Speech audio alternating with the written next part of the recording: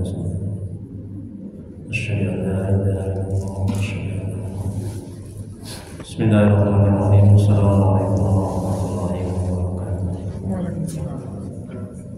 Alhamdulillahirabbil alamin. Wabihi nasta'in ala umuri dunya waddin. Asyhadu an la ilaha illallah wahdahu la syarika lahu wa asyhadu anna Muhammadan abduhu wa rasuluh. Allahumma shalli wa sallim wa barik ala sayyidina Muhammad abdika wa rasulika nabiyil ummi wa ala alihi washabihi ajma'in. Rabbi shrah li sadri wa yassir li amri wahlul 'uqdatam min lisani yafqahu qawli. Rabbana zidna ilman warzuqna fahma waj'alna minasy syakhirin. Ya Allah, ya Allah, ya Allah, pengasih lagi ampuni ya Allah rasa terlupakan, ampuni ya Allah rasa kami, ampuni ya Allah rasa muslimin muslimat ya Allah, mudahkan kami mencari ilmu, mudahkan kami belajar ilmu, mudahkan kami ya Allah memahami ilmu dan mengamalkannya. Ya Allah, berkahi majelis ini, berkahi rumah kami. Amin ya Allah. Mari kita mulai kajian manajemen qalbu, manajemen hati. Kita perhatikan para masyarakat yang melakukan dan semoga Allah dalam pertemuan kita ada perubahan yang diadakan dari Muhammad SAW dan sahabat-sahabatnya, yaitu para tabi'in, tabi'in untuk guru-guru kita, guru kita, dan para muslimin dan muslimat mudah-mudahan dan untuk syiar imam rasakan dari Al-Fatihah. A'udzu billahi minasy syaithanir rajim. Bismillahirrahmanirrahim. Alhamdulillahi rabbil alamin. Ar-Rahmanir-Rahim. Maliki yaumiddin. Iyyaka na'budu wa iyyaka nasta'in. Ihdinas siratal mustaqim. Siratal ladzina an'amta 'alaihim ghairil maghdubi 'alaihim waladdallin.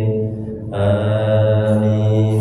Hidayatan maksudi waridhaka maghdubi ya Allah. Engkau yang kami tuju, ridhamu yang kami cari. Amin. Bapak Ibu jemaah pengajian rahmati Allah Subhanahu wa taala. Kita lanjuti kajian manajemen qalbu, manajemen hati. Kita balikan hikmah yang ke-34. Syekh Al-Imam Ibnu Athaillah As-Sakandari, semoga Allah merahmati dan meridhai. Amin. Beliau mengatakan dalam kitab Al-Hikam, dalam hikmahnya, apa yang tersimpan di dalam hati akan tampak pada penampilan lahir. Apa yang tersimpan di dalam hati akan tampak pada penampilan lahir. Kita lihat penjelasannya. Ma'rifah ini mengenal Allah, ya. Mengenal ma'rifatullah, mengenal Allah. Ma'rifah dan cahaya ilahi, cahaya Allah yang ditetapkan Allah di dalam hati seseorang pasti akan muncul pada penampilan lahirnya, pada wajah dan anggota tubuh lainnya. Karena tampilan lahir adalah cermin dari keadaan batin. Nah, jadi kalau hati kita bersih, ya, dari penyakit-penyakit hati seperti iri, sombong, takabur, ya, dendam dan sebagainya, ya, bersih dari itu semuanya, maka cahaya Allah, ya, cahaya Islam, cahaya iman, cahaya ihsan, cahaya ma'rifatullah, cahaya ma'rifat itu akan masuk, akan Allah berikan ke dalam hati. Jadi kalau sudah Allah berikan ke dalam hati seorang hamba, maka hati ini akan bisa mengenal Allah. Hati ini akan bisa dekat kepada Allah. Ya.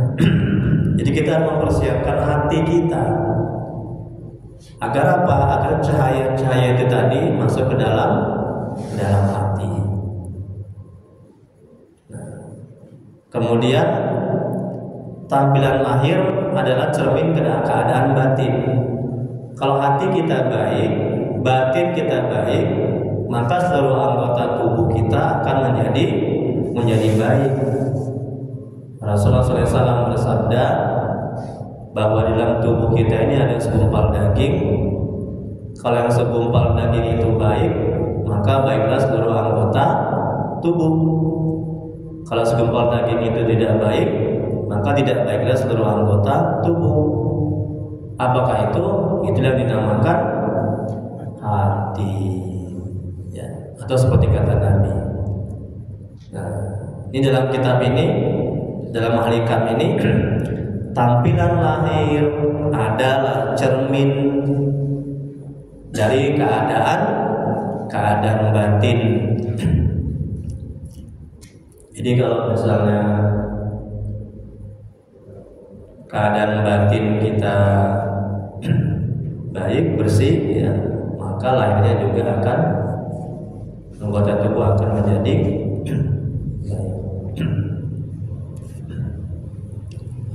Kemudian berikutnya Rasulullah SAW bersabda,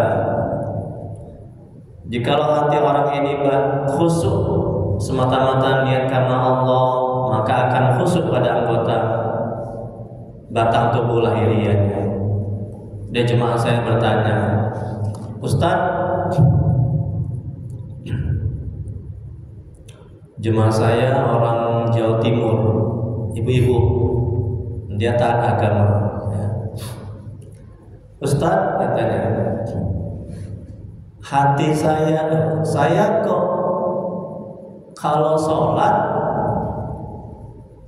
kok seringkali lupa rakaat. Ibu sering lupa Bu kalau sholat Bu, rakaatnya Bu? Ya. Sering? Sering.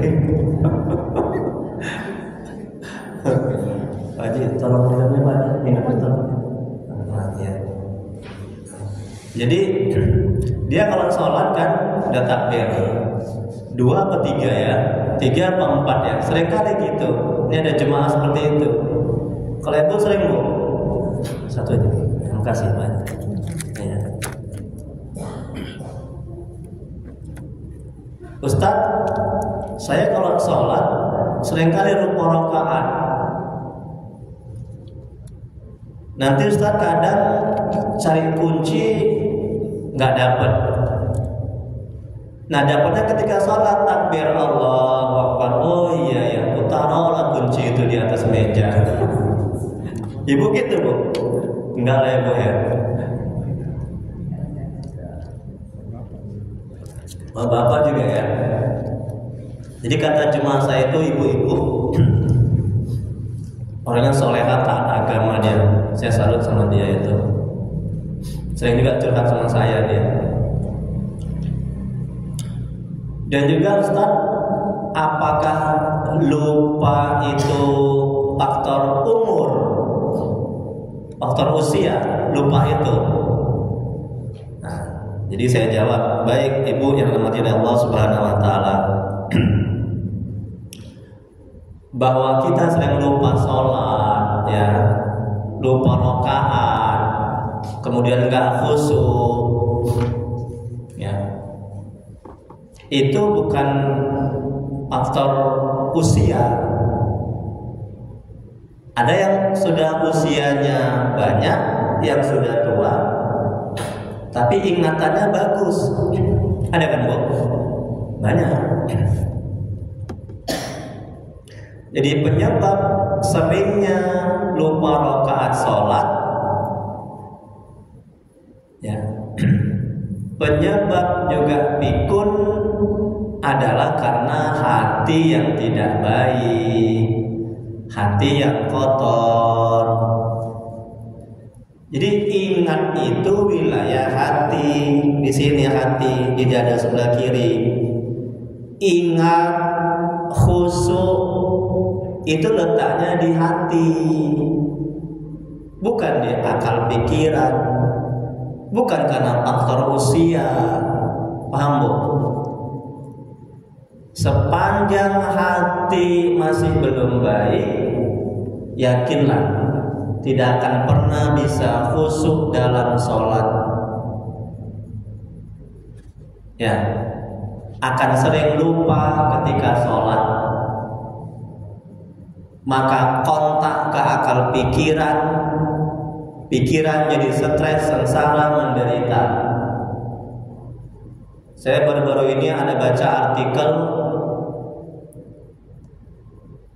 yang menyebabkan penyakit badan. Ini penelitian orang Jepang, dan banyak juga yang sudah menelitikan. Yang menyebabkan penyakit badan itu ada dua. Yang pertama karena makanan, yang kedua karena hati.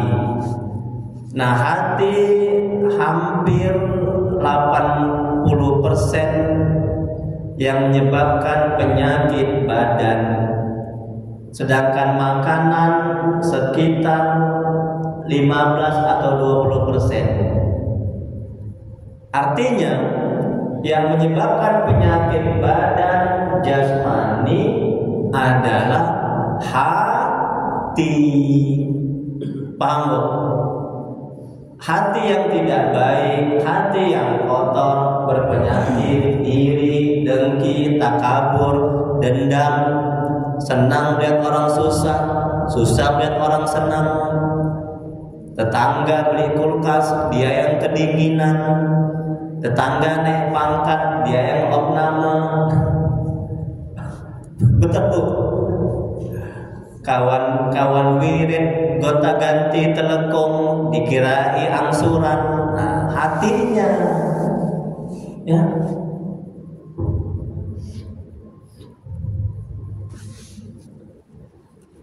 Macam mana cara mengobatinya, Ustaz? Banyak bertobat kepada Allah, banyak berzikir, banyak baca Quran, jaga hati. Hati kotor yang masuk ke dalamnya, bukan yang keluar. Ketika mata melihat yang tidak baik, hati kotor. Ketika mendengarkan yang tidak baik, hati kotor. Ya, Bu? Ketika bercakap yang tidak baik, hati kotor. Jaga hati, jangan kotor. Baik, selanjutnya lihat lagi, Bu. Lihat lagi.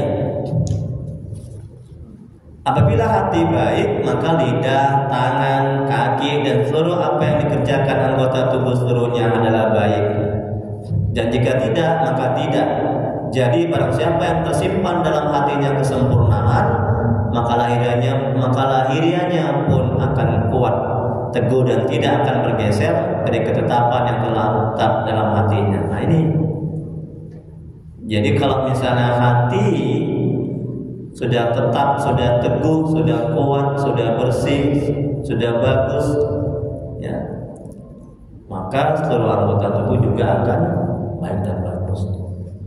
Seorang arif berkata, jangan engkau sangka akan masukkan kepada kehadiran Allah sementara sesuatu di belakangmu menarikmu. Kita tidak akan bisa dekat, kita tidak akan bisa mengenal Allah, kita tidak akan tidak akan bisa khusyuk dalam ibadah. Ya, hati tidak akan bisa merasakan kenikmatan, kelezatan dalam taat ketika di dalam hati kita masih lebih cinta dunia beserta isinya ketimbang cinta kepada Allah. Ketika di dalam hati kita masih berpenyakit, ketika di dalam hati kita masih terlalu fokus, ya, terus ingat kepada istri, anak, harta, pangkat, jabatan yang berlebihan. Boleh cinta kepada suami, istri, anak, pangkat, jabatan, harta, boleh cinta, tapi jangan berlebihan. Sekedarnya. Kenapa orang sakit kali ketika dihina, stres kali ketika kehilangan barang, benda, dan anak atau suami, istri? Kenapa bisa begitu, Bu? Bahkan ada yang bunuh diri, dia gak sanggup ketika sesuatu menimpa dirinya, ketika sesuatu diambil oleh Allah Subhanahu wa Ta'ala. Kenapa begitu stres? Kenapa gak bisa menerima? Kenapa begitu sakit hati? Kenapa, Bu? Kenapa, Bu?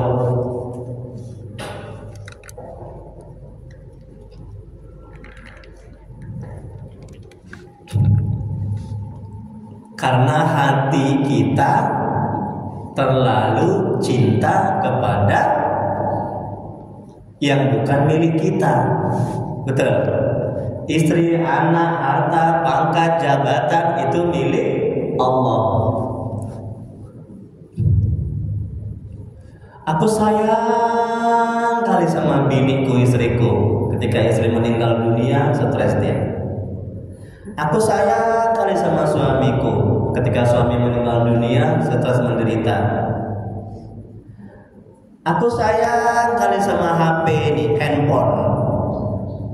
Cinta kali sama handphone ini, ya.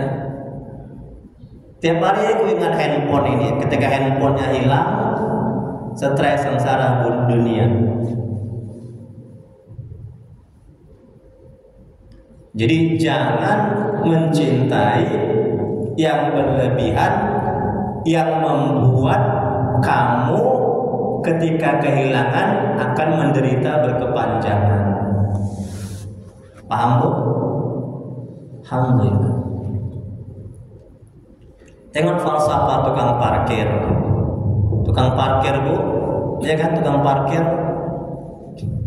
Banyak mobil, dia nggak sombong, dia nggak angkuh. Gonta-ganti mobil, dia nggak sombong, dia nggak angkuh. Dia ambil mobilnya, dia nggak sakit hati. Bener, Bu? Senyum-senyum ibu ini. Coba itu diamalkan itu, jangan Pak Haji. Ya, falsafah tukang parkir. Kenapa, Bu, dia nggak sakit hati ketika diambil mobilnya?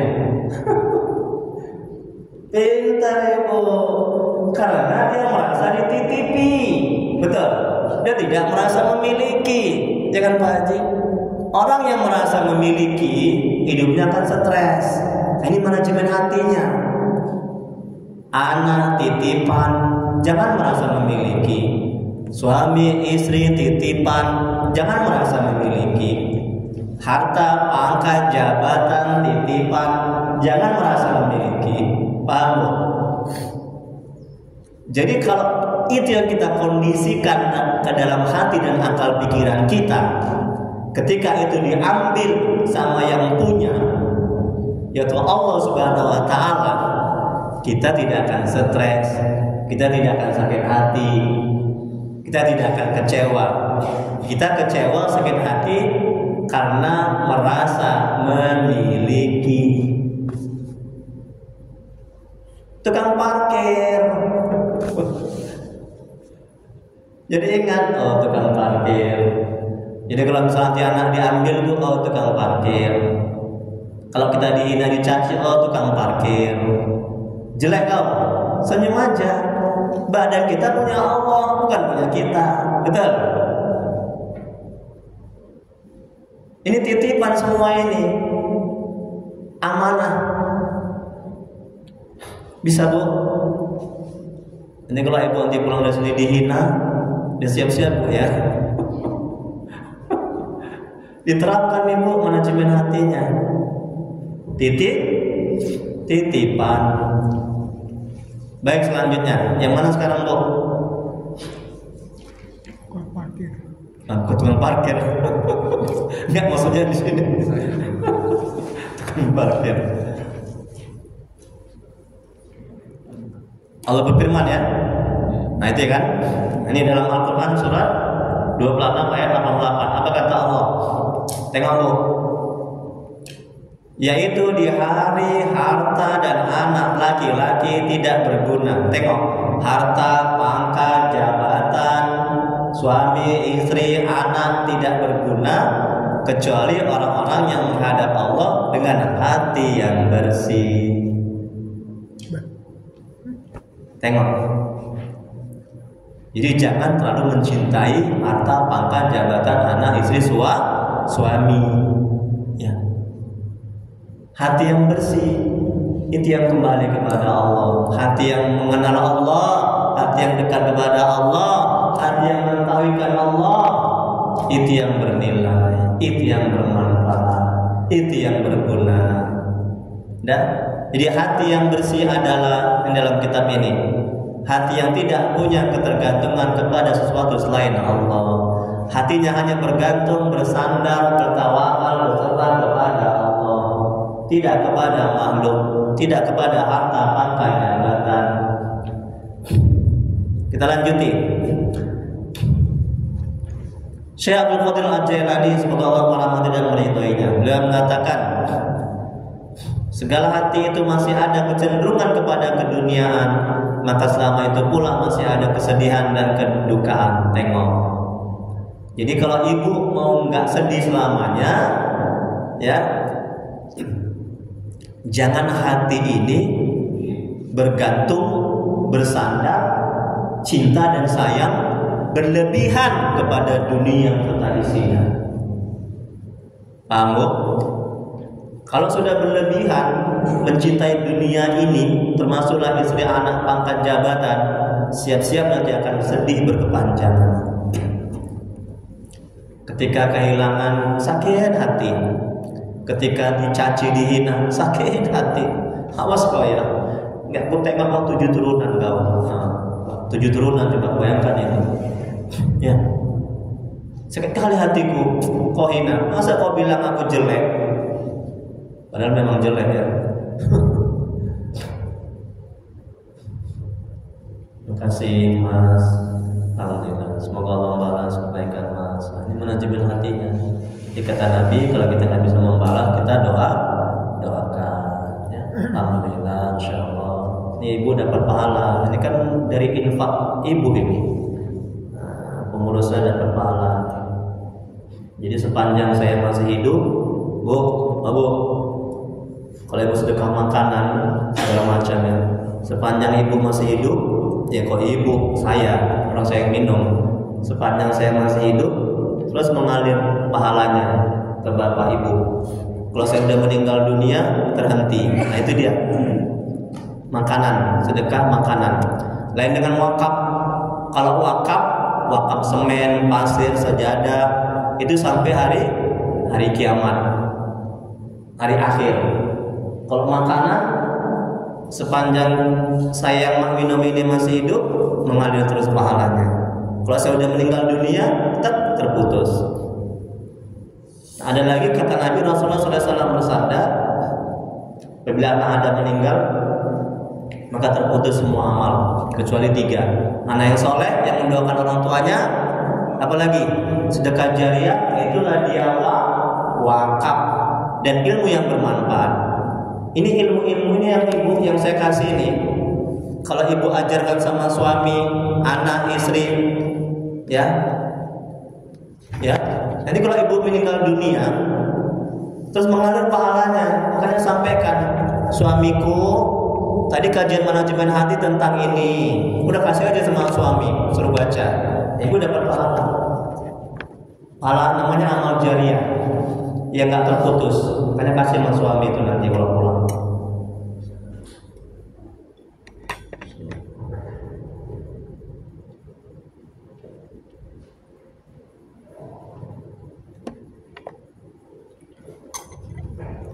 Makanya banyak-banyak sedekah, banyak-banyak sedekah makanan, sedekah uang dan sebagainya.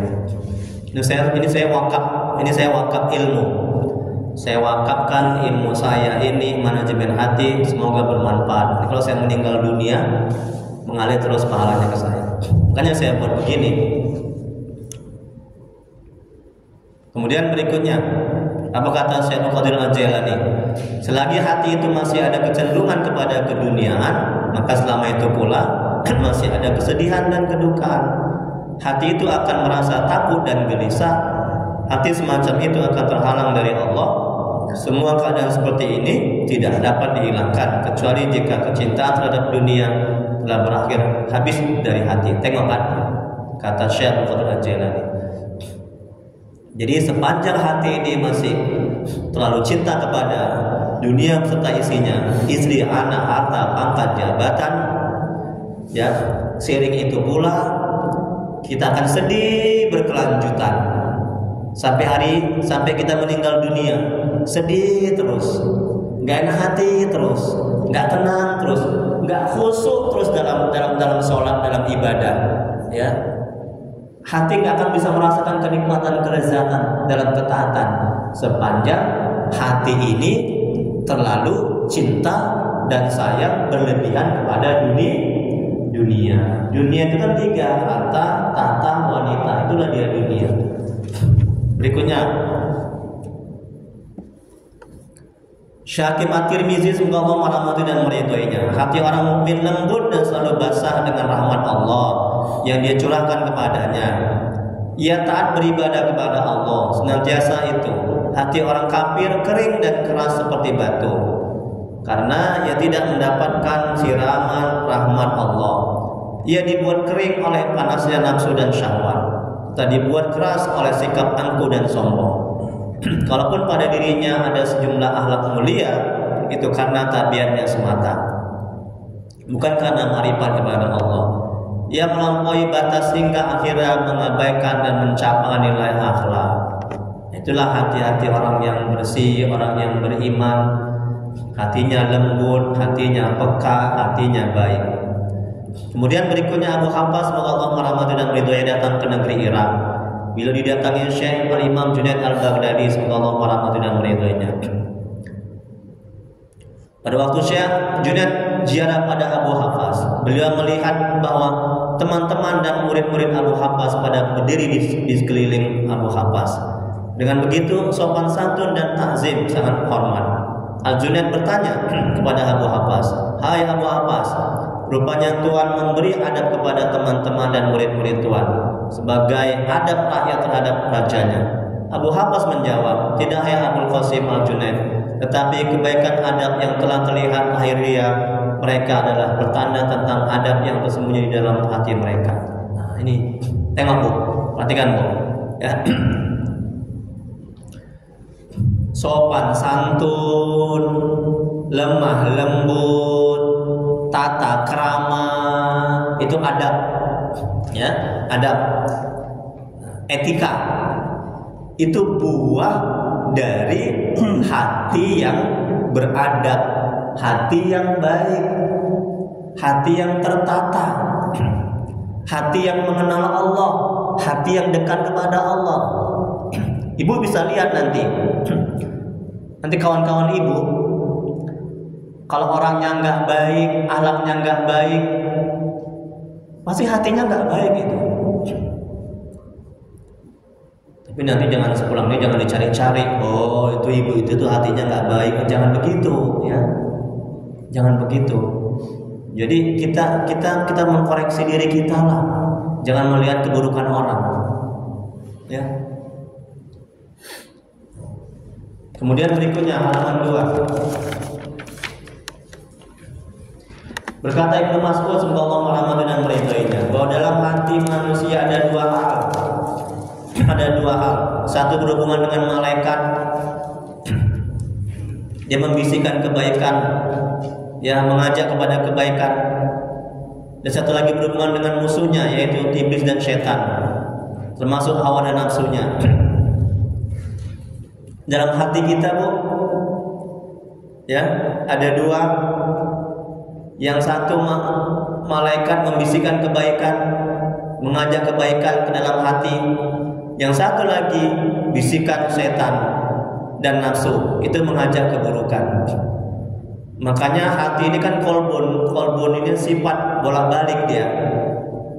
Sifat hati itu kadang baik, kadang tidak baik. Kadang mengajak kepada kebaikan, kadang mengajak kepada keburukan.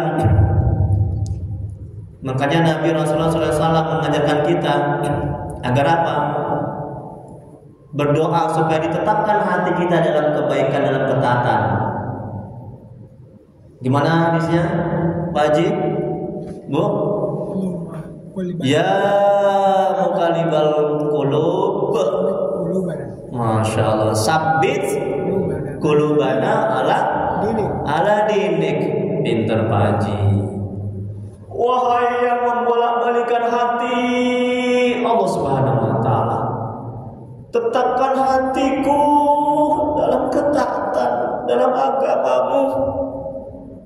Bu, oh Bu, itu Nabi loh Bu.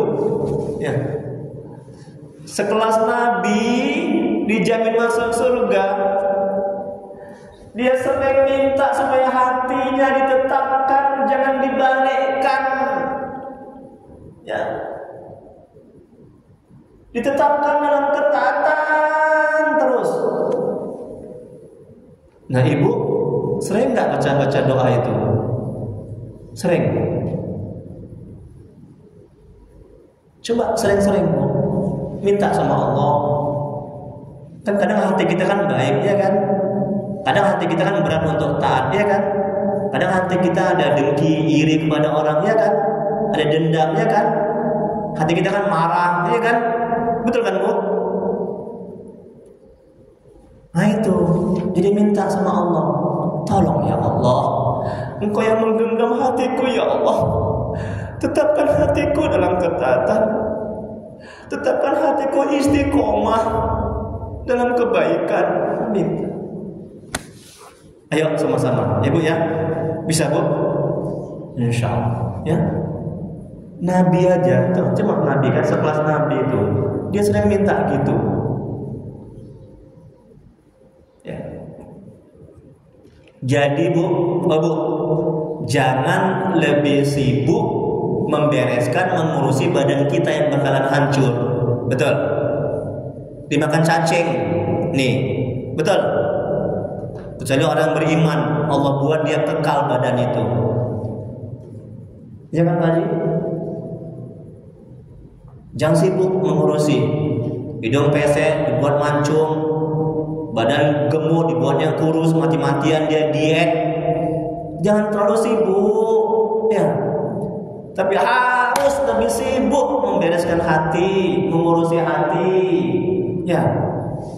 Membersihkan hati, menjaga hati, jangan sampai terkotori. Paham Bu? Ayo kita mulai sekarang, ya. Kemudian berikutnya, yang mana sekarang Bu? Ya, Ibnu Mas'ud tadi kan di sisi dalam diam hati ada malaikat dan ada setan.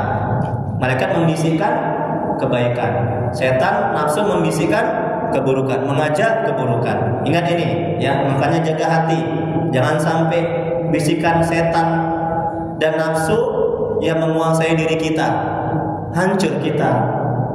Kemudian berikutnya, yang berhubungan dengan malaikat adalah menimbulkan hal-hal yang baik dan membenarkan yang benar. Yang berhubungan dengan musuh ialah ketidakbaikan, mendustakan kebenaran dan mencegah kebaikan. Kemudian sebagian ulama berkata bahwa hati adalah menimbulkan apa yang disebut dengan was-was. Tempatnya berlainan antara pria dan wanita. Pada pria, was-wasnya adalah pada hati dan dua matanya. Sedangkan pada wanita, apabila ia menghadap, maka was-wasnya pada pinggulnya. Karena itu apabila laki-laki melihat sesuatu, maka was-was akan terjun ke dalam hatinya. Maka jaga pandangan laki-laki. Oh laki-laki, jaga pandangan, jaga mata. Jangan jelalatan.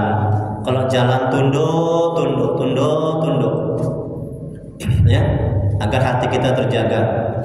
Sedangkan bagi wanita apabila dari muka, matanya lah yang menyebabkan dia was-was, dan dari belakang keadaannya sebelah belakang menimbulkan was-was pada hatinya.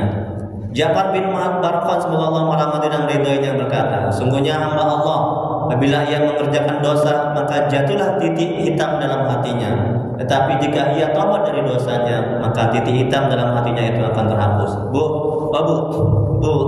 tengok Bu, tangan saya. Tengok tangan saya. Ini kata Ja'far bin Barqan semoga Allah merahmati dan ridhoinya. Kalau kita buat dosa, ini hati ini ibaratkan begini, hati ya.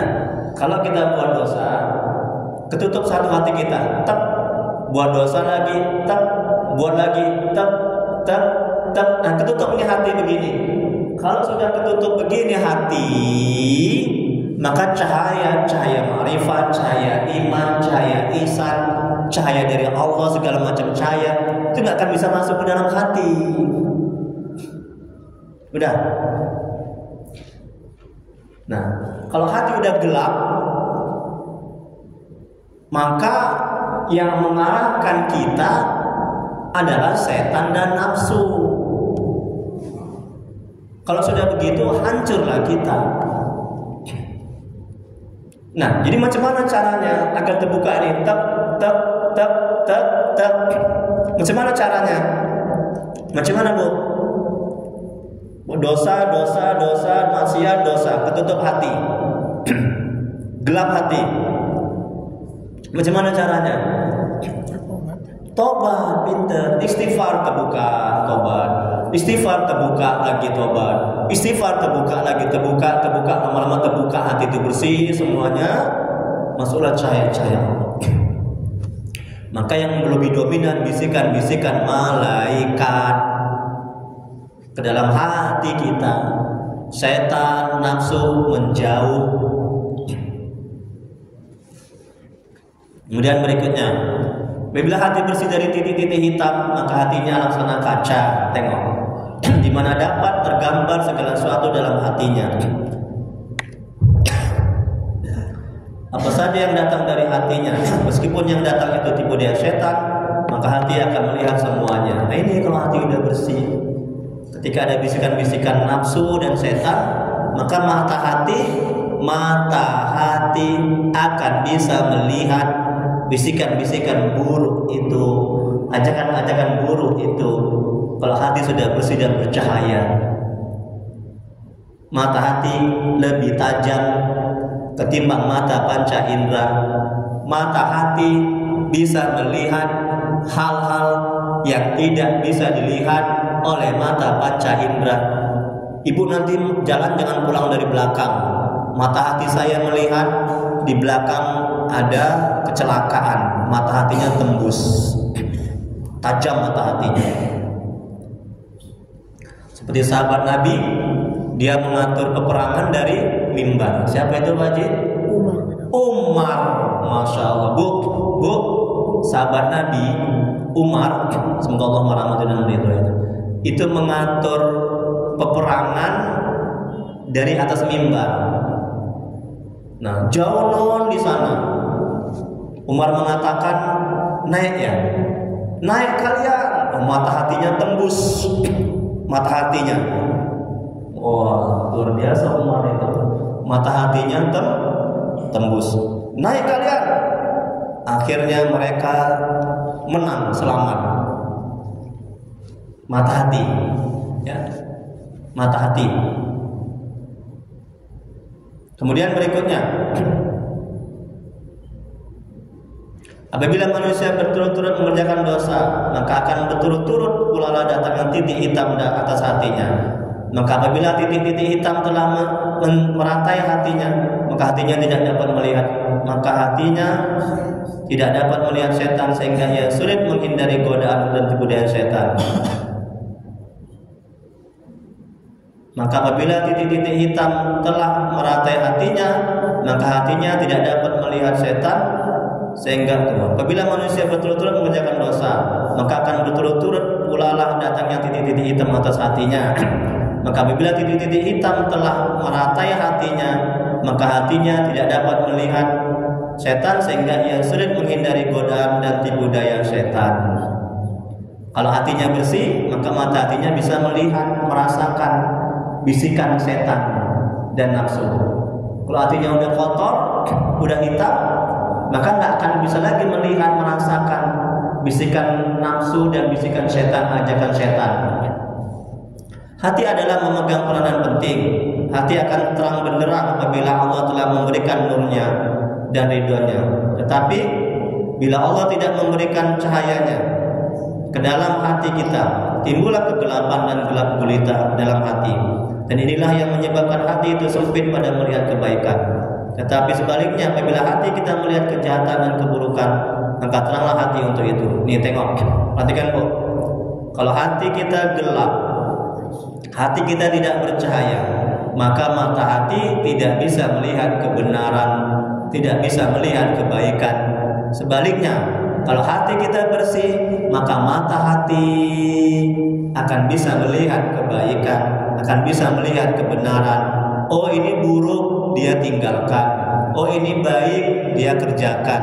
Oh, itu bagus, dia ambil. Oh, itu buruk, dia tinggalkan. Itu buah dari hati yang bersih. Kemudian berikutnya, yang mana sekarang, Bu? Hati adalah memegang.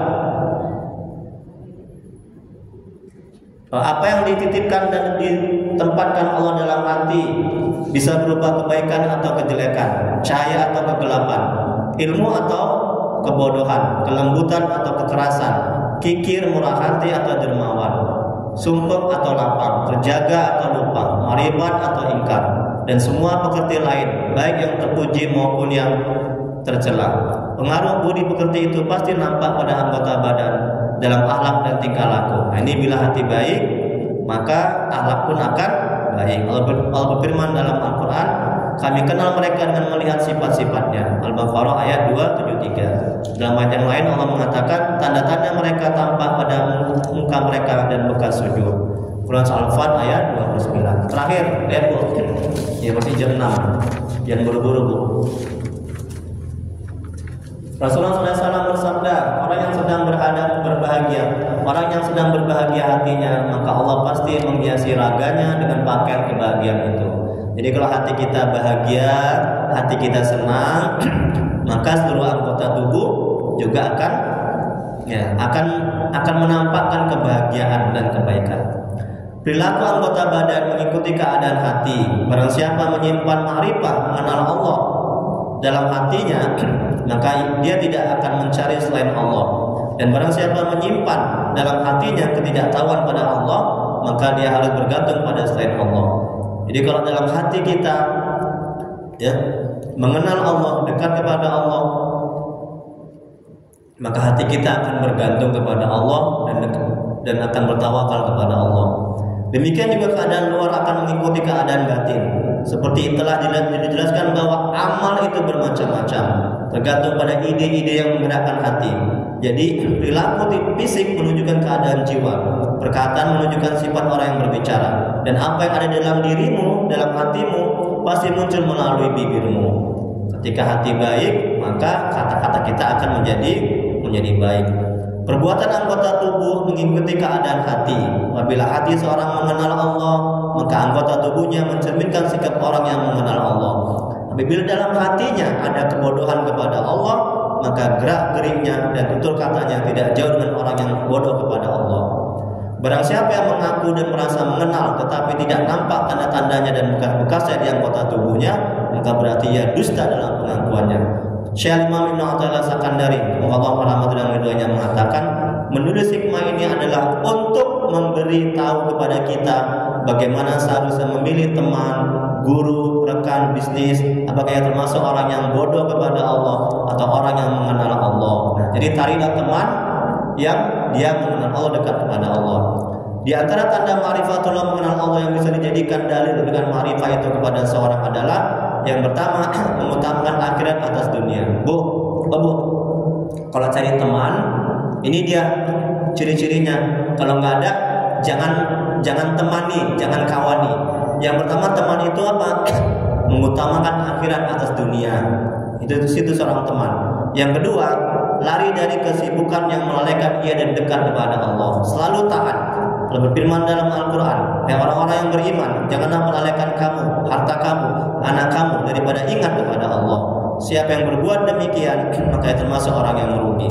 Quran Al-Munafikun ayat 9. Yang ketiga, sedih bila luput dari ketaatan. Yang keempat, gembira dan tenangnya dia dengan berzikir dan taat kepada Allah. Yang kelima, kasih sayang sama makhluk Allah, termasuk orang-orang yang berdosa.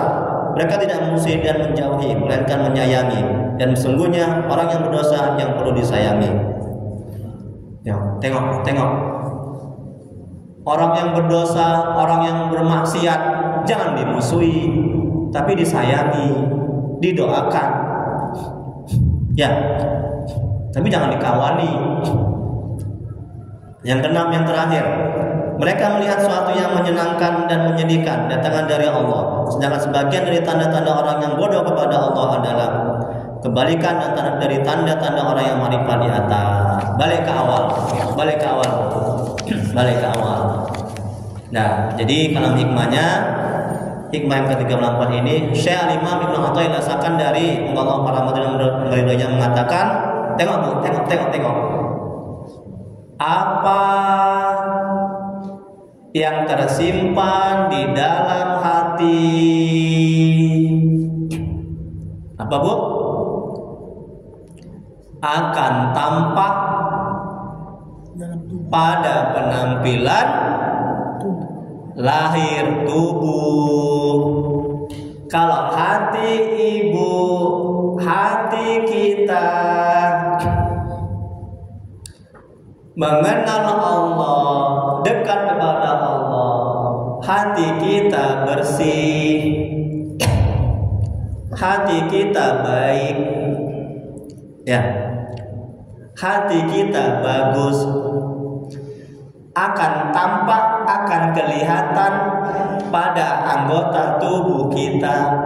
Kita akan sopan santun, kita akan ramah, wajah akan berseri, tutur kata kita baik, kita tidak akan menggibah, membicara keburukan orang, akal pikiran kita akan baik, ya, kita tidak akan stres, sengsara, menderita. Ketika ada masalah, anak belum taat, suami belum taat, istri belum taat, kita nggak akan stres. Ya, itu buah dari hati yang bersih. Kita akan bisa khusyuk dalam sholat. Kita akan bisa merasakan kenikmatan, kelezatan dalam zikir, dalam baca Quran, dalam mencari ilmu agama. Udah, kita akan termotivasi untuk berbuat kebaikan. Kalau ada orang yang miskin, ada orang yang susah, tergerak hati untuk mau membantu, menolong, hati peka, hati sensitif.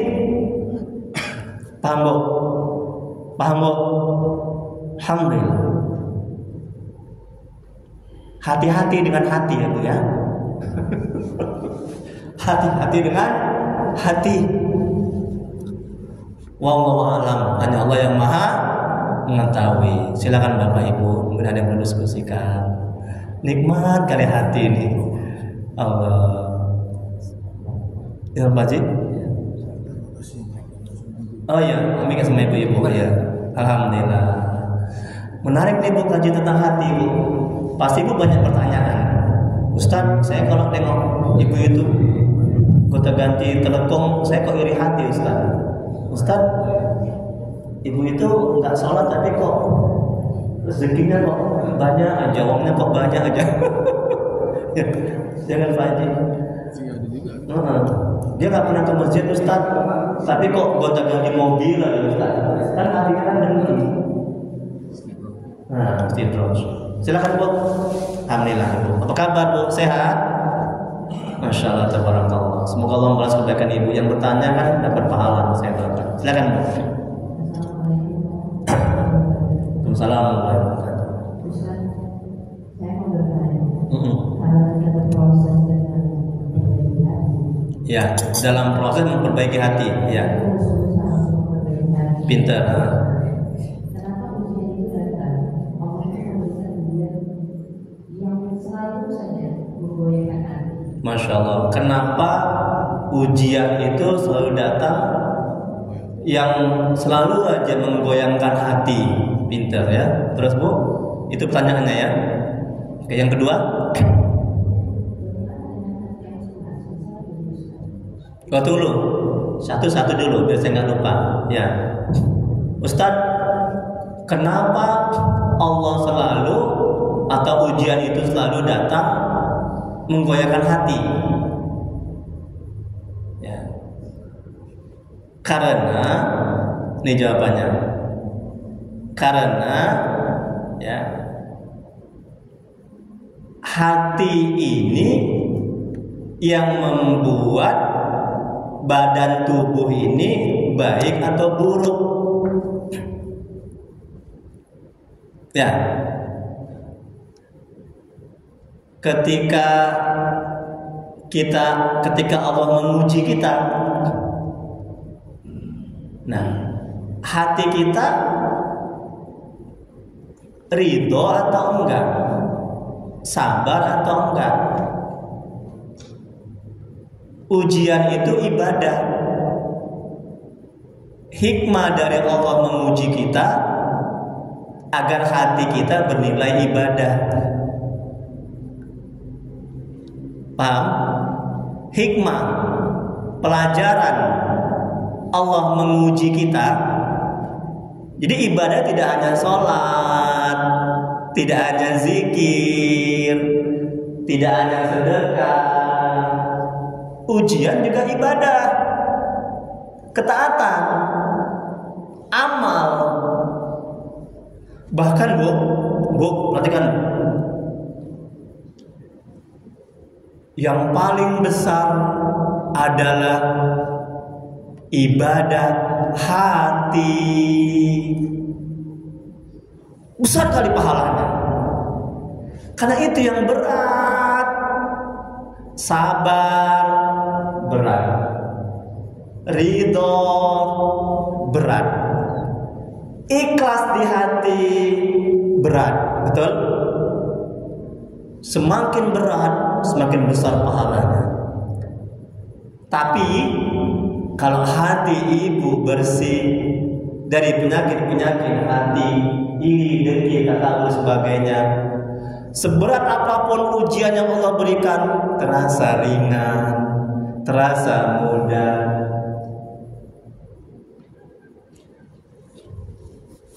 Kamu bagaimana manajemen hatinya agar terasa ringan ketika diuji hati ini? Kan gitu kan? Anak belum taat, istri belum taat, belum dapat rezeki, tidak ada uang, disakiti, dizolimi, ya kan? Macam mana hati ini agar bisa bersabar? Macam mana hati ini agar bisa ringan menjalaninya, ujian-ujian itu? Memang kata Allah dalam Al-Quran, hidup adalah ujian. Sampai kita mati nanti meninggal dunia di dalam kubur, ada nggak ujian? Ada Pak Haji? Kubur pun ada ujian. Pinter. Apa ujiannya? Marabbuka, siapa Tuhanmu? Ditanya kita kan? Kapan nggak ada ujian, Bu? Jawab dong. Surga. Kapan nggak ada ujian? Di surga ya Allah. Betul? Nah, jadi gitu ya Bu ya. Nah, yang kedua pertanyaannya. Bagaimana dengan yang selalu merasa karena menimbulkan sesuatu kekhawatiran atau was-wasan? Kadang kita berusaha. Ya, hati selalu ada rasa khawatir, hati terkadang selalu was-was. Nah, terus kita berharap tidak bergantung kepada manusia, hati ini ya. Terus Masya Allah, kita hati ini ingin supaya bergantung, bersandar, tawakal kepada Allah. Pintar. Terus dihina, disuja, dicaci, dijauhi. Iya. Sakit hati nih ya, dihina, dihujat ya. Dicaci ya. Ibu pernah dicaci, Ibu? Udah pernah ya? Terus apa yang Ibu lakukan ketika dicaci, dihina?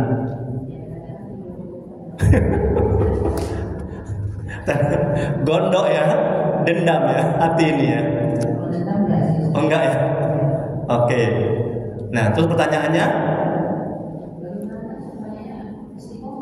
Masya Allah, tabarakallah. Baik, bagus.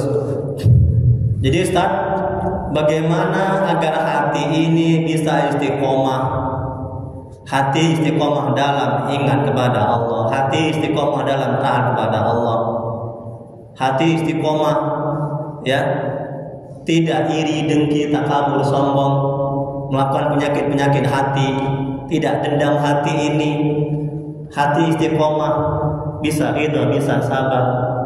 Hati istiqomah peka ya terhadap hal-hal yang apa namanya, yang tidak baik, yang lemah dia bantu. Macam mana caranya istiqomah? Ya Rasulullah SAW bersabda, lagi-lagi Rasul ya, yang qalibal qulub sabbit qalbi ala dini. Wahai yang bolak-balikkan hati, tetapkan hatiku dalam ketaatan, dalam agamamu. Terus berdoa minta tolong kepada Allah. Itu yang pertama. Yang kedua, banyak bertobat kepada Allah, mohon ampun kepada Allah, banyak istighfar. Karena kalau ibu belum bertobat, maka amal ibu sia-sia, kotor hati. Syarat untuk hati itu bersih adalah tobat. Ya. Makanya Nabi itu sekelas Nabi ya, tobatnya itu banyak kali. Dalam satu riwayat mengatakan berapa kali dia tobat? 75 kali. Dalam riwayat yang lain mengatakan 100 kali. Itu Nabi istighfar. Nah kita, jadi tobat, banyak zikir, banyak doa, istiqomah. Ketika tergelincir kepada maksiat dan dosa, langsung istighfar, mohon ampun kepada Allah. Jangan sampai hati ini kotor. Buat dosa, tobat, dosa, tobat, dosa, tobat. Nanti Allah tuntun dalam kitab Al-Hikam.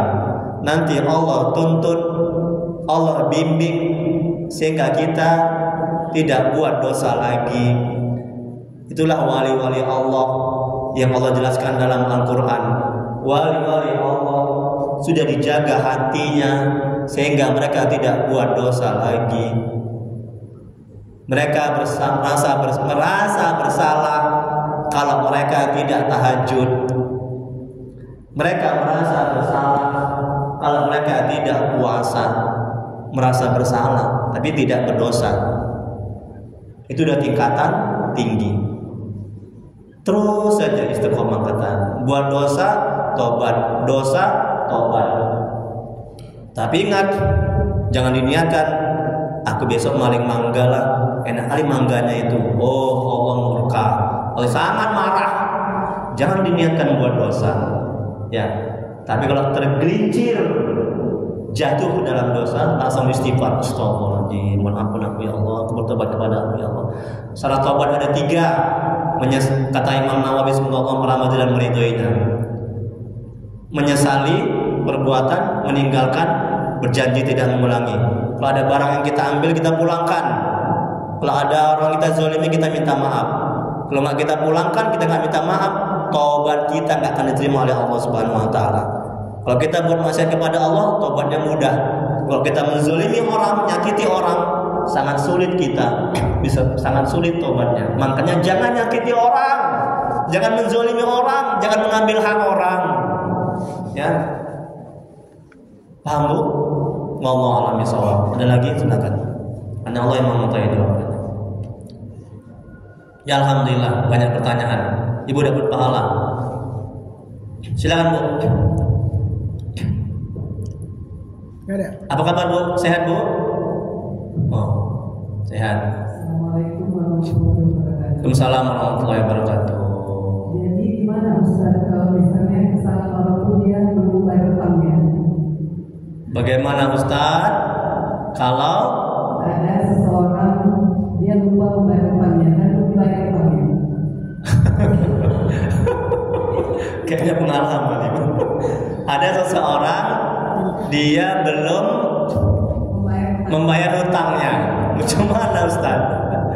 Aku gondok kali Ustaz. Diminta entar besok, ditagih entar esok. Jadi lama-lama kayak aku yang punya hutang. Gondok kali aku Ustaz. Marah kali aku Ustaz, dendam kali aku Ustaz, ya. Asik tarso aja. Ya, Bu, Bu, ini manajemen hatinya. Kalau Bu, saya tanya sama Ibu dulu sebelum saya jawab. Kalau kita memudahkan urusan orang, kita membantu orang, ya, meminjamkan hutang, kita dapat pahala tidak? Tolong jawab. Dapat pahala enggak? Enggak. Dapat ya. Nah, Ustaz ini dapat pahala, Bu. Ya. Membantu orang, meminjamkan orang duit, itu pahalanya besar loh, menolong orang. Ya. Tapi jangan gara-gara itu pahala kita habis.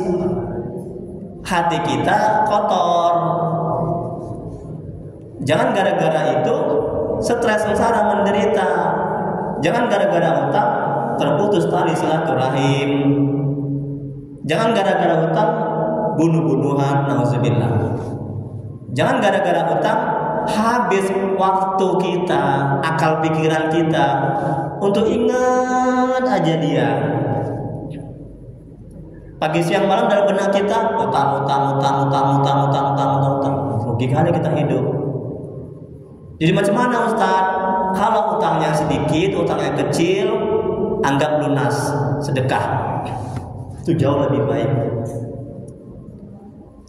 Kalau hutangnya besar, hutangnya banyak, bolak-balik ditagih, minta kepada seorang ustadz untuk menyelesaikannya, untuk menasihatinya, atau orang yang berpengaruh dalam lingkungan ibu. Pak, tolonglah Pak, dia punya hutang besar kali, hutangnya susah untuk ditagih. Mungkin dengan cakap Bapak, nasihat Bapak, mungkin dia tergerak hatinya. Nah, begitu. Kalau nggak bisa juga, ibu bisa lapor polisi. Kalau besar kali utangnya, ibu misalnya uang itu perlu kali untuk makan, untuk bayar listrik, misalnya contohnya. Itu dia tahap-tahapnya. Tapi kalau misalnya besar, walaupun besar kali utangnya, kalau ibu mengikhlaskan, meridhoi, merelakan, anggap itu sedekah. Oh, ini macam. Ya.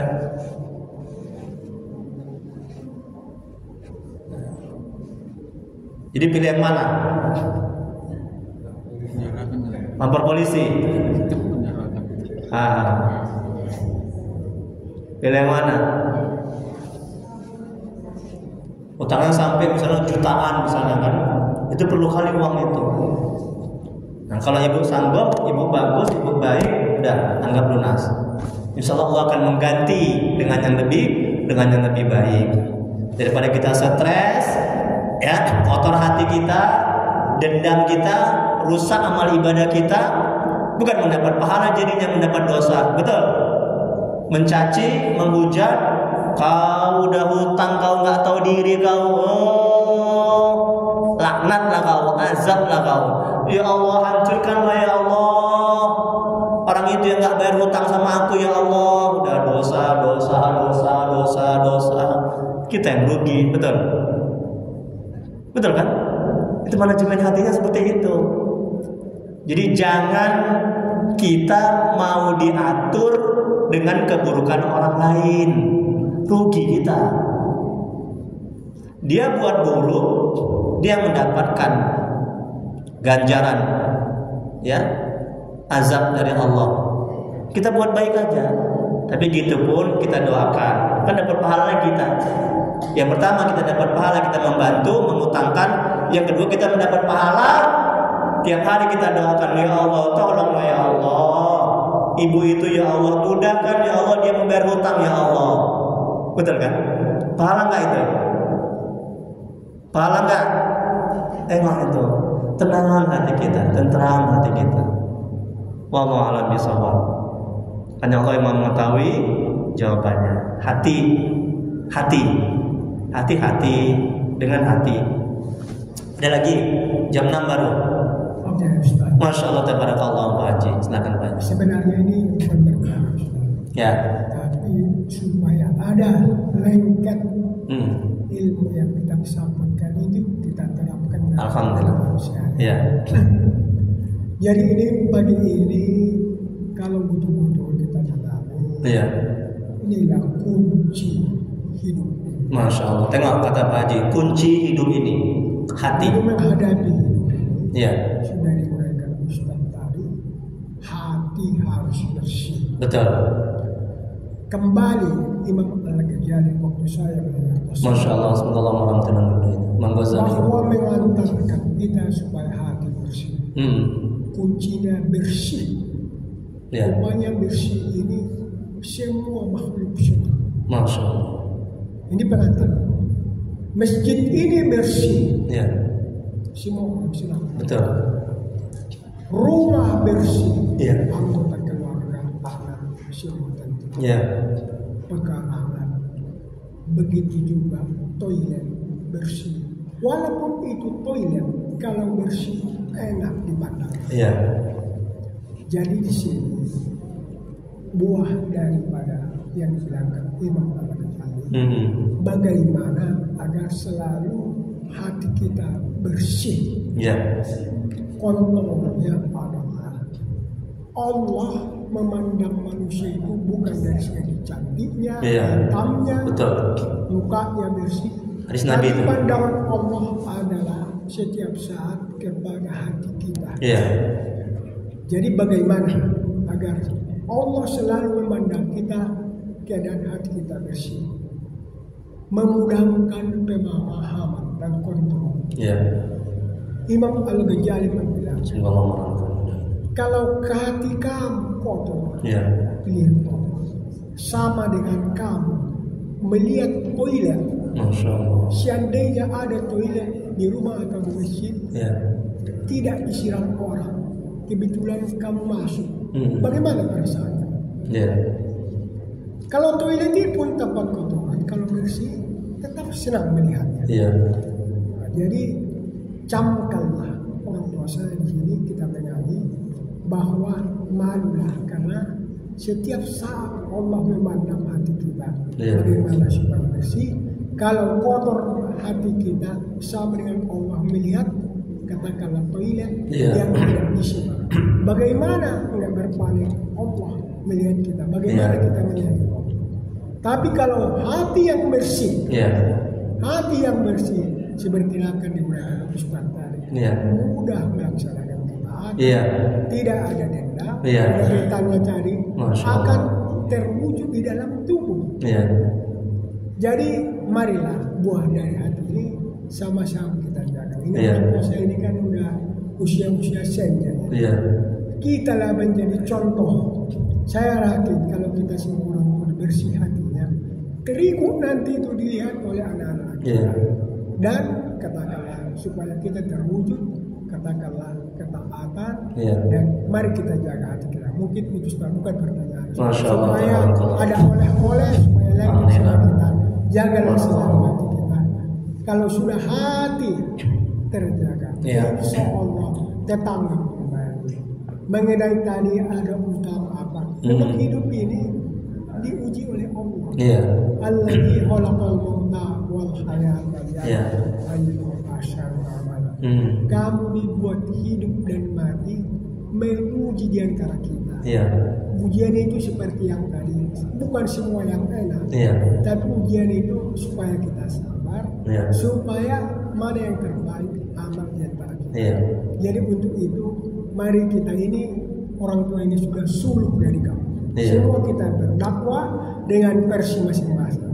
Kita udah tua, kita harus bisa menjadi contoh untuk generasi anak-anak. Iya. Karena sekarang kan udah payah, anak-anak pun ya mungkin dunia godaan udah payah di masjid. Tapi itu tidak kita orang tua tetap menjadi orang baik di sisa-sisa itu menjadi amal.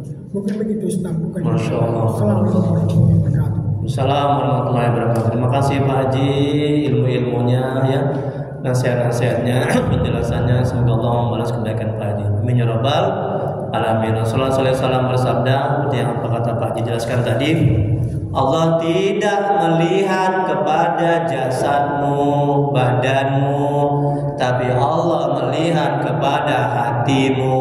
Atau seperti kata Nabi, jadi Allah melihat kepada hati yang bersih, hati yang dekat kepada Allah, hati yang mengenal Allah. Ada lagi Bu? Bapak? Sebelum doa? Ya, Masya Allah. Apa kabar Pak Haji, sehat? Nah, ini Pak Haji ini ciri-ciri orang yang hatinya bersih. Kenapa? Karena wajahnya ini wajahnya bersinar, wajahnya cerah. Jadi kalau kita hati bersih mudah taat. Kalau hati kotor mudah maksiat. Silakan Pak Haji. Pakai mic lah Pak Haji. Biar dengar ini ibu-ibu, biar tahu, dapat ilmu juga. Semoga Allah membalas kebaikan Pak Haji. Ya. Waalaikumsalam warahmatullahi wabarakatuh. Alhamdulillah sangat menarik. Terima kasih Pak Haji. Ini maksudnya mengajar itu. Dikutip dari ayat Al-Quran. Iya. Pintar ya.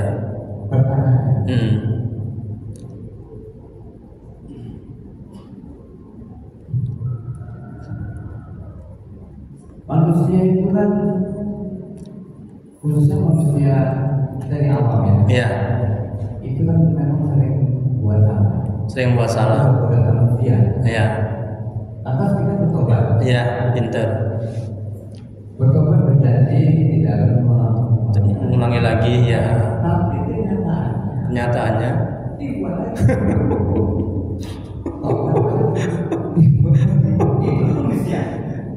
Kayak curhat nih Pak Haji ya. Dalam keterangan lain, ya. Manusia yang beruntung itu adalah manusia yang makin hari makin baik. Iya, itu hadis Nabi. Ibadahnya. Iya. Berarti itu kata orang kualitas. Iya. Ibadah. Iya. Ya kalau kita berubah, buat pintar. Bagus. Iya. Jadi apakah ini termasuk kita merugi terus? Iya. Amin. Wah, pintar, Masya Allah, tabarakallah. Terima kasih banyak Pak Haji.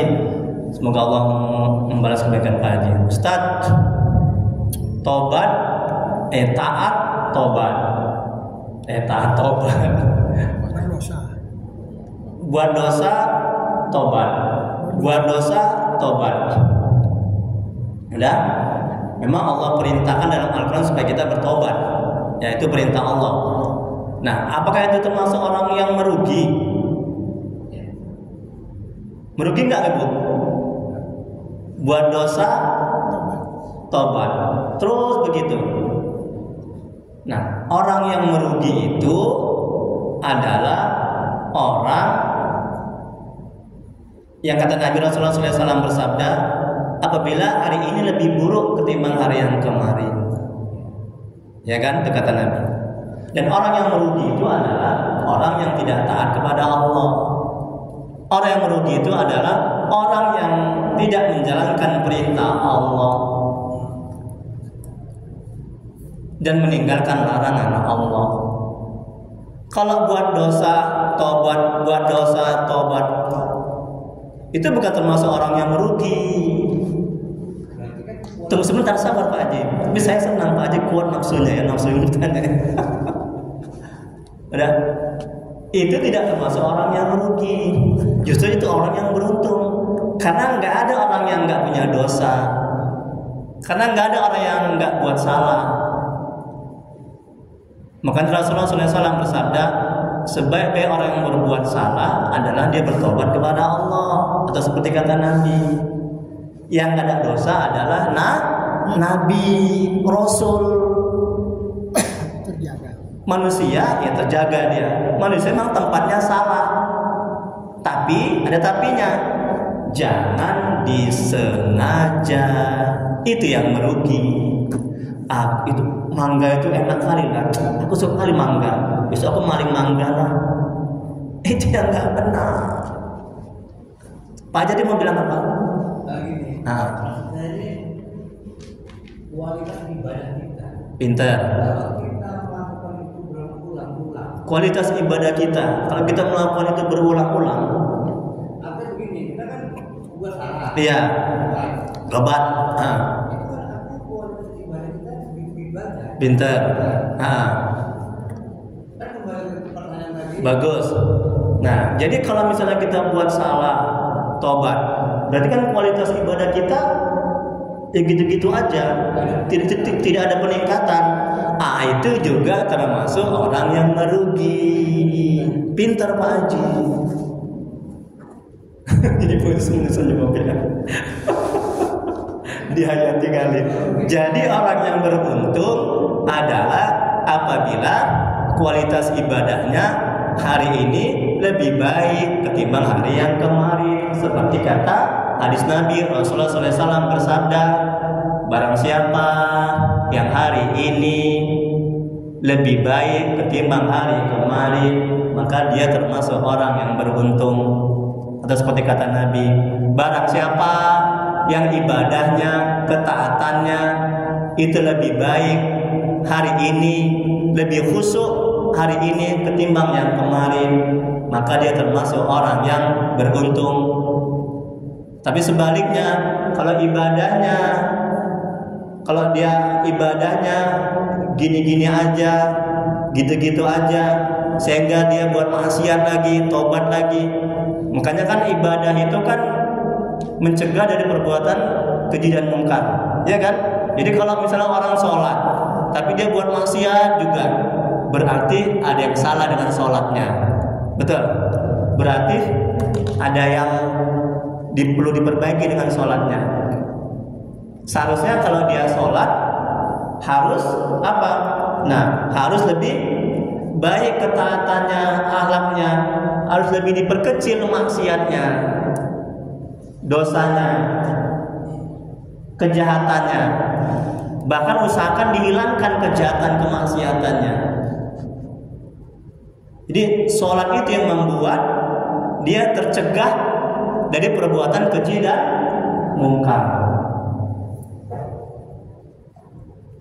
Ya Pak Haji ya? Cocok Pak Haji?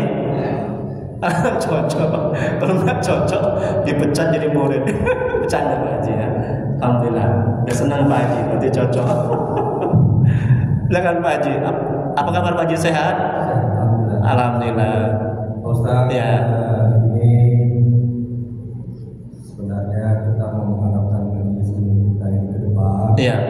Benar-benar bisa merubah memahami agama ini dengan baik. Alhamdulillah. Sehingga dari yang mengikuti majelis ini bisa menyampaikan kepada suami, amin, anak, amin, atau tetangga, betul, atau perwiritan-perwiritan yang ada di sini, betul, bisa mengikuti majelis ini. Betul.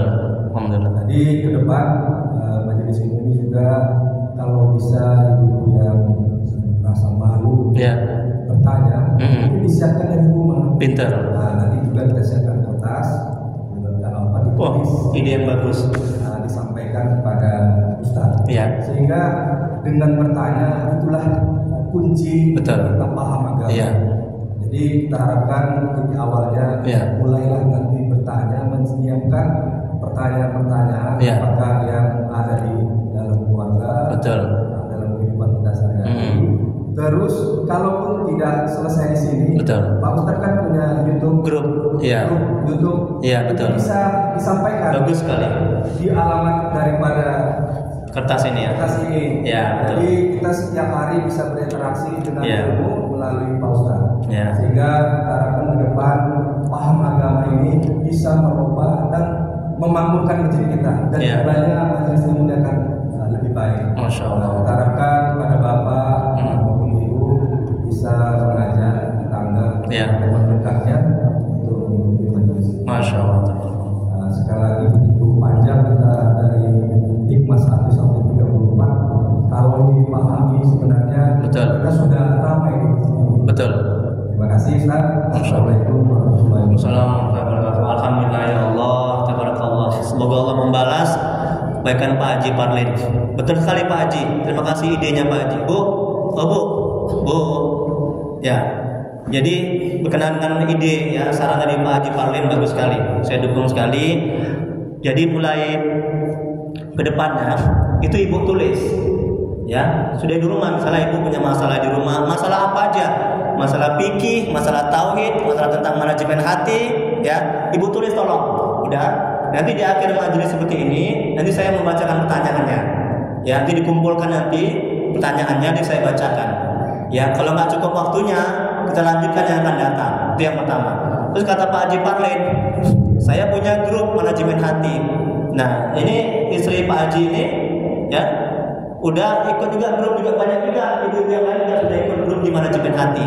Masuk, ini ada nomornya. Di situ bisa tanya jawab juga di grup itu. Atau kata Pak Haji Parlen di YouTube, saya juga punya YouTube. Ini juga saya masukkan ke YouTube, nih, ya. Di situ juga bisa. Jadi saya juga dakwah di media sosial. Saya banyak berdakwah. Nah, itu ya. Nah, bagus sekali Pak Haji. Oke. Mungkin ada lagi yang lain? Ya Bu ya, mulai ke depannya Bu ya, ditulis. Mungkin Ibu agak segan, agak malu bertanya mungkin ya. Atau masalah pribadi. Tapi jangan buat namanya. Kalaupun buat namanya nggak apa-apa, nggak akan saya baca namanya. Cuma saya pin aja. Oh, ini ada pertanyaan. Ustaz bagaimana? Nah, itu aja saya baca, nanti baru saya jawab, ya, gitu. Mungkin ada masalah tentang anak, suami, istri. Ustaz, saya mau bertanya, suami saya Ustaz, kalau misalnya tidur dia suka kentut, nah, misalnya ya kan, bagaimana cara manajemen hatinya? Udah dibuang aja suaminya. Bercanda Ibu ya. Jangan serius sekali. Ibu kayaknya nengok saya tuh mukanya serius sekali gitu. Bercanda maaf. Allahumma sholli ala sayyidina Muhammad. Oke, jadi gitu ya Bu ya. Nah, tanya apa saja. Ustaz, saya kalau misalnya ini Ustaz, ini masalah fikih Ustaz. Boleh nggak saya bersalaman sama suami saya kalau misalnya saya sudah wudu? Nah, gitu. Tanya semua. Ya fikih, tauhid, tasawuf, manajemen hati. Oke, Bu? Ya. Ada lagi yang terakhir? Bapak, Ibu? Sama-sama. Apa kabar Pak? Sehat Pak? Itu sunnah yang menjawab. Tolong mic-nya biar Ibu dengar. Dapat pahala. Menarik ya, alhamdulillah ya. Bapak juga nanti tulis ya Pak ya, pertanyaannya Pak ya, mulai ke depannya. Buat kertas kecil aja. Silakan Pak. Waalaikumsalam warahmatullahi wabarakatuh. Yang mana jasad, yang mana raga, yang mana jiwa? Masya Allah, tabarakallah. Pertanyaannya sulit. Terima kasih Pak, semoga Allah sampaikan Bapak ya, amin. Ustaz, yang mana jasad, yang mana roh, yang mana jiwa? Nah, jasad inilah jasad. Nah, kalau roh, jiwa juga bisa diartikan roh, dan jiwa juga bisa diartikan hati. Wallahu a'lam bishawab. Hanya Allah yang mengetahui jawabannya. Ada lagi yang lain? Ya, silakan Ibu. Apa kabar Bu? Sehat? Mic-nya tolong, mic-nya. Itu Bu, itu mic-nya. Ibu. Ini Ibu yang baik hati. Ibu ini sering istiqomah. Ikut ngaji dia, senang saya lihatnya. Semua juga ikut.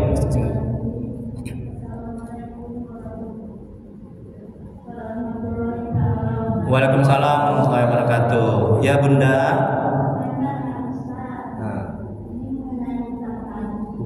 Mengenai hutang ya Bu ya, Bunda ya, mengenai hutang.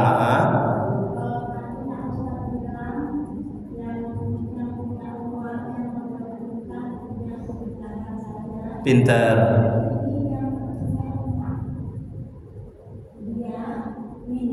Iya. Iya. Tapi belum punya. Allah.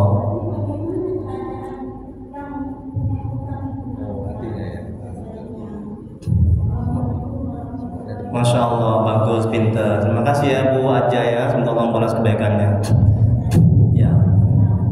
Ya, Ustadz, ini sekarang masalahnya yang punya hutang makan aja susah.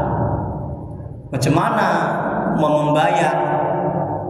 Nah, macam mana manajemen hatinya agar yang punya hutang ini bisa bersabar atau bisa ridho atau bisa nggak marah ya, dan bisa tergerak hati untuk bisa membayar.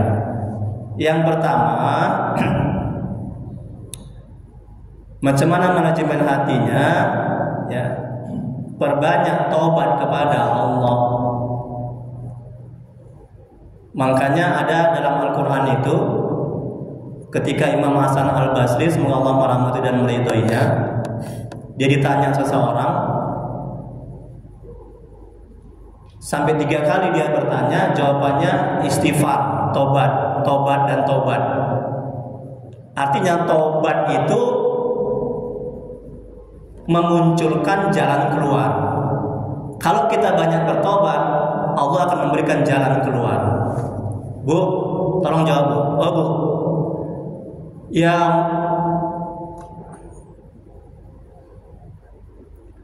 Nabi Yunus dimakan ikan, betul? Betul Bu? Nah, kemudian kenapa dia bisa ditolong oleh Allah dan keluar dari ikan itu? Apa yang dia lakukan? Ada nggak dia sibuk dengan masalahnya? Akal pikirannya, ini manajemen hatinya. Kalau kita sibuk hati kita dan akal pikiran kita dengan masalah yang ada, nggak akan ada jalan keluar. Allah nggak akan tolong. Kita akan makin stres, kita akan menderita. Tapi sibukkanlah dengan tobat, maksiat dan dosa. Maksiat dan dosa itu yang mengundang malapetaka datang. Maksiat dosa kita itu yang mengundang musibah itu datang. Jadi sibukkan dengan tobat kepada Allah. Paham? Nabi Yunus dia sibukkan dengan tobat. Gimana tobatnya itu yang terkenal? La ilaha illa anta subhanaka inni kuntu minaz zalimin. Tidak Tuhan selain Allah. Sungguhnya aku ini termasuk orang-orang yang zalim, banyak dosa, banyak maksiat. Coba begitu Bu, kalau kita punya hutang, itu manajemen hatinya. Allah akan mudahkan, Allah akan tolong, Allah akan cari jalan keluar. Jangan sibuk bagaimana kita membayar. Bu, oh Bu, ini manajemen hatinya. Jangan sibuk bagaimana kita supaya bisa membayar. Stres kita, menderita kita, tapi sibuklah ya atas dosa-dosa kita yang mengundang sehingga kita punya hutang, sehingga kita diberikan musibah, cobaan, sehingga kita diberikan Allah kesulitan. Paham Bu? Setelah istighfar, banyak bertobat, Allah kasih jalan keluar. Allah arahkan hati kita. Mungkin kita minta tolong kepada kawan kita supaya bisa dibantu untuk melunasi hutang, atau mungkin kita akan dikasih kerjaan sehingga bisa lunas hutang, atau mungkin Allah buat yang memberikan hutang kepada kita diberikan kesabaran sehingga yang memberikan hutang tidak minta terus hutangnya kepada kita. Segala macam cara Allah akan buat, Allah akan tolong kalau kita tobat istighfar. Paham Bu? Nabi Yunus, la ilaha illa anta subhanaka inni kuntu minaz zalimin. Dikeluarkan dia langsung ke dalam dari ikan hiu itu. Dia sibuk dengan tobat, dia sibuk dengan maksiat, dia sibuk dengan dosa. Dia tidak sibuk dengan masalah yang ada. Masya Allah. Wallahu bisawab, hanya Allah yang mengetahui jawab. Tengok Pak Haji itu kan senyum-senyum, dia tuh nikmat. Karena hatinya. Tengok ibu itu kan senyum-senyum, karena hatinya baik, nikmat. Oke, ada lagi? Sampai siang kita Bu. Doa. Doa kita ya Bu ya. Bu, tadi Bu saran dari nasihat juga dari Pak Haji, Pak Haji Khalid. Ya, mulai ke depannya tolong ditulis ya Bu ya. Pertanyaannya ya Bu ya. Kalau misalnya malu atau segan atau misalnya pribadi, ya. Bapak-bapak juga begitu ya Pak Haji ya. Tulis. Tanya apa aja. Kalau saya bisa jawab, saya jawab. Kalau enggak, mohon maaf, saya buka kitab saya dulu, atau saya tanya sama guru saya. Saya nggak boleh sembarangan menjawab, bahaya. Ini amal ibadah. Paham Bu? Nah, kalau misalnya ibu nggak sempat di sini, di media sosial, gabung Bu, manajemen hati. Saya tiap hari Pak Haji Parlin juga sama istrinya juga udah gabung di manajemen hati. Jadi pun juga suami istri udah gabung di manajemen hati. Saya tiap hari situ ngasih kajian manajemen hati. Bisa tanya jawab di situ tentang masalah ruqyah. Ustaz, suami saya disantet. Di ruqyah macam mana caranya? Oke, doa kita. Astagfirullahaladzim. Astagfirullahaladzim. Astagfirullah. Allahumma shalli ala sayyidina Muhammad. Allahumma shalli ala sayyidina Muhammad. Allahumma shalli ala sayyidina Muhammad. Asyhadu an la ilaha illallah wa asyhadu anna Muhammadar Rasulullah. Bismillahirrahmanirrahim. Alhamdulillahirabbil alamin hamdan fi ni'amahu wa kafi masih. Ya Rabbana lakal hamdu kama yanbaghi li jalali wa ikram sultanik. Allahumma shalli ala sayyidina Muhammad wa ala sayyidina Muhammad. Ya Allah yang termasuk kepada menghasilkan kemuliaan dan Muhammad sallallahu alaihi wasallam. La ilaha illa anta subhanaka inna kunna minaz zalimin. Ampuni ya Allah dosa kedua orang tua kami. Ampuni ya Allah dosa kedua orang tua kami. Saudara kami telah mendahului kami. Jauhkan mereka dari siksa kubur. Jadikan kuburan mereka taman-taman surga. Tempatkan mereka di surga sebagai surga ya Allah. Ya Allah, tolong ya Allah, mohon ya Allah. Ampuni dosa dan maksiat kami ya Allah. Ampuni sebusuk apapun masa lalu kami. Terima ibadah kami. Terima taubat kami. Kasihanilah kami ya Allah. Ya Allah, ampuni dosa kaum muslimin dan muslimat yang kumpul Allah. Ya Allah, mohon ya Allah. Jadikan keluarga kami keluarga yang sakinah, mawaddah warahmah. Jadikan anak-anak kami yang soleh dan solehah.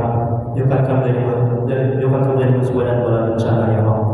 Ya Allah, mohon ya Allah, tuntun hati kami agar bisa istiqomah dalam ketaatan kepada-Mu, agar bisa selalu mengingat-Mu, agar bisa selalu berselawat kepada Rasul-Mu ya Allah. Ya Allah, bila di antara kami, keluarga kami, jemaah ini ada yang sakit, mohonlah ya Allah, sembuhkan penyakitnya ya Allah. Angkat penyakitnya ya Allah. Bila ada yang mendapat kesulitan hidup, mohonlah ya Allah, mudahkan kesulitannya ya Allah. Ya Allah, mudahkan rezeki kami dan berkahi, mudahkan urusan kami dan berkahi, banyakkan umur kami dan berkahi ya Allah.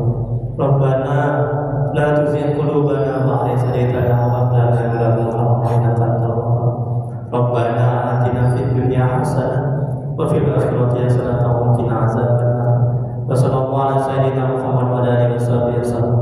Subhana rabbika rabbil izzati amma yasifun wa salamun alal mursalin walhamdulillahi rabbil alamin.